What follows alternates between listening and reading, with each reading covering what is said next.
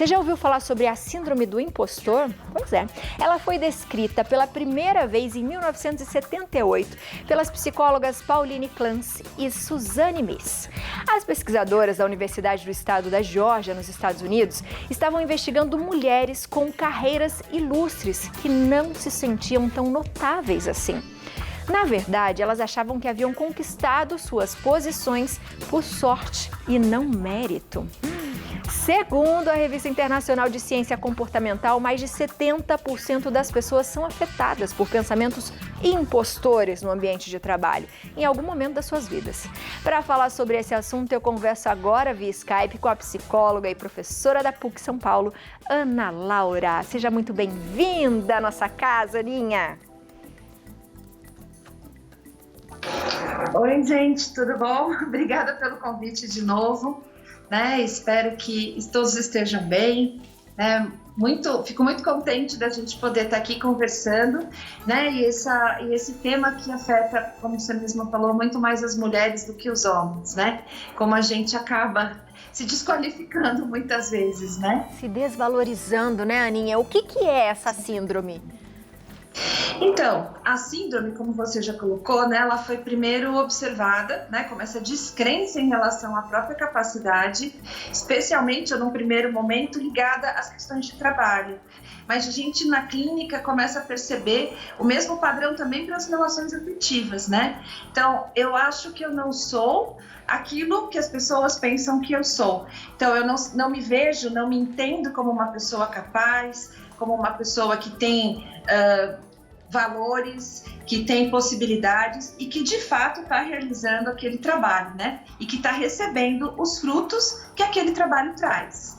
E o que a gente poderia listar que as pessoas sentem, A gente agora há pouco estava falando dos crimes na internet e quando a gente vê que as pessoas estão mais inconstantes com a própria capacidade, que seja no trabalho, que seja a capacidade pessoal, a gente vê que a gente fica mais frágil, E pelo que eu entendi ali, você falou que a gente começa a se sentir meio que uma fraude, Parece que eu não sou tudo isso.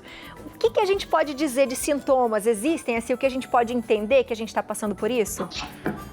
Olha, as pessoas, de uma forma geral, o que elas fazem, Elas olham para elas mesmas, elas não se conhecem, Eu estava aqui vendo o que o colega estava colocando, sobre essas questões das fraudes, é mais ou menos isso, Eu sou uma fraude. Eu me enxergo como uma fraude. As coisas que eu produzo são fraude. Então, a gente percebe que são pessoas que pouco se conhecem, que não têm uma noção muito adequada sobre elas mesmas, quem elas são, como que elas vivem e convivem na própria vida. São pessoas que têm uma tendência, às vezes desde a infância, de autossabotagem. Então, eu tirei uma nota boa na escola, mas não fui eu que tirei essa nota. Aconteceu na minha vida que essa nota acabou sendo dessa forma. Não foi porque eu estudei, o esforço e o mérito não são meus. É quase como se a gente colocasse isso por uma situação do alheio, assim, ou como muitas vezes a gente escuta do universo. Ao mesmo tempo, a gente sabe que são pessoas que precisam o tempo inteiro de aprovação dos outros. Então, eu não consigo me conhecer, eu não consigo saber os meus valores, as coisas que eu sou boa, e aí eu quero que o outro sempre me diga, você está bonita, eu não consigo me olhar no espelho e falar, tô bonita. Eu consegui fazer um determinado trabalho que meu chefe pediu, não fui eu que fiz. Na verdade, foram todas as pessoas do departamento que me ajudaram. Então, os maiores sinais, os que aparecem em maior evidência são esses. E o outro que a gente percebe muitas das vezes com menos frequência é a procrastinação. O que é procrastinação? Eu vou sempre adiando, Eu vou deixando o trabalho cada vez mais para lá, mais para lá, mais para lá, para que eu possa, ganhar um tempo, para que eu possa estudar mais, para que eu possa saber mais, para que eu possa pensar mais, e aí eu vou te entregar um trabalho perfeito, Então acaba sendo uma procrastinação que me desqualifica, na verdade, também.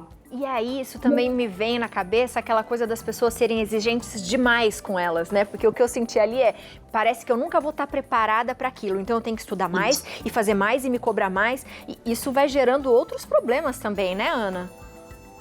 Com certeza, né? Chegando, às vezes, do ponto de vista do trabalho, na síndrome de burnout, né? Que é aquela exaustão, a pessoa se esgota de uma determinada forma que ela não consegue mais nem trabalhar e nem vender, né? Nas relações afetivas, são aquelas pessoas que estão o tempo inteiro disponíveis, né? 4 horas da manhã eu tô com vontade de comer bolo, ela levanta e vai fazer bolo pro marido, pro filho, pra mãe, enfim. Então, essa situação leva ao estresse, leva ao esgotamento e, num caso mais grave, pode inclusive levar à depressão, né? A pessoa, eu já tive, por exemplo, uma pessoa no consultório que ela tinha um emprego fantástico, ela era muito capaz e aí ela pediu demissão, né? Porque ela não ia conseguir, pelo menos, dar conta do que ela imaginava na cabeça dela que ela deveria estar dando conta, né? Então a gente pode ter consequências muito sérias para a vida toda. E geralmente essas pessoas, elas são excelentes no que elas fazem, né? São próximas de uma perfeição mesmo, né? E como é que a gente pode mudar essa situação? Como é que a gente pode ajudar pessoas, de repente, do nosso núcleo familiar que tem a síndrome? E quando você descobre, o que fazer para melhorar? Então, acho que a primeira condição é a gente entender um pouco qual que é o grau disso, né? Num grau muito alto, que você começa a ter sintomas físicos, sudorese, dor de cabeça, aí eu não quero levantar para trabalhar, aí eu preciso de uma ajuda médica e, consecutivamente, de uma ajuda psicológica, né? Que daí você chegou num tempo que pouco você pode fazer por si mesmo, né? Agora, algumas coisas que são extremamente importantes é você começar a se conhecer.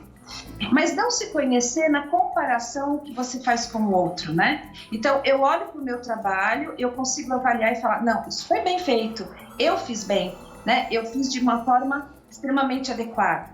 Eu tenho que entender que a vida é feita de desafios. Alguns desafios eu vou vencer no sentido positivo, né? Então, eu consigo chegar no topo e outros não. Eu vou precisar lidar com os meus limites, né? Então, por exemplo, Ana Laura, eu sou péssima em habilidades motoras, né? Eu sempre conto para os meus sobrinhos. Na hora da prova, todo mundo queria falar da minha prova, mas na hora que a gente ia para a quadra, eu sempre era a última a ser escolhida, porque não dá, né? A gente não vem bom para tudo e eu sabia disso. Então, também não posso sofrer porque, de repente, eu não sou boa na quadra, né? A gente precisa saber que existe na vida uma porção de situações que a gente não controla, especialmente quando envolve o outro, né? Às vezes a gente não controla nem o que a gente está sentindo, nem as nossas reações, e a gente quer controlar da outra pessoa.